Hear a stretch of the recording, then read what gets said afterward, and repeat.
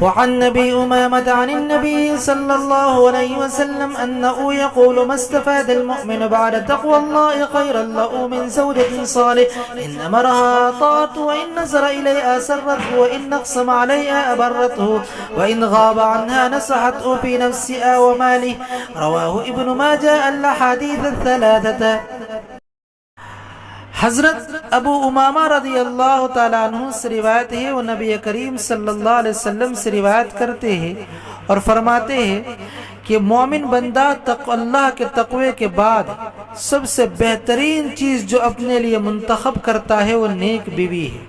اور اس کی صفات یہ ہے کہ اگر وہ بندہ اس کو حکم کرے تو اس کی اطاعت کرے، اس کی طرف دیکھے تو وہ اس کو خوش کر دے، اگر وہ کسی بات پر قسم اٹھا لے تو وہ اس کو بری کر دے، اور جب وہ اس سے غائب رہے، دور ہو جائے،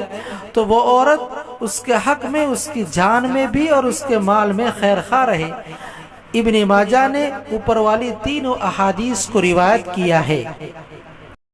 وعن انس قال قال رسول الله صلى الله عليه وسلم: اذا تزوج العبد فقد استكمل نصف الدين فليتق الله في النصف الباقي۔ حضرت انس رضی اللہ تعالیٰ عنہ سے روایت ہے کہ وہ فرماتے ہیں کہ رسول اللہ صلی اللہ علیہ وسلم نے فرمایا کہ جب بندہ شادی کر لیتا ہے تو اس کا نصف دین مکمل ہو جاتا ہے، پس وہ چاہیے کہ نصف دین کے بارے میں، باقی نصف دین کے بارے میں اللہ سے ڈرے۔ وعن عائشة قالت قال النبي صلى الله عليه وسلم: إن أعظم النكاح بركة أيسره مؤونة، رواهما البيهقي في شعب الإيمان۔ حضرت عائشہ رضی اللہ تعالیٰ عنہا سے روایت ہے، وہ فرماتی ہے کہ نبی کریم صلی اللہ علیہ وسلم نے فرمایا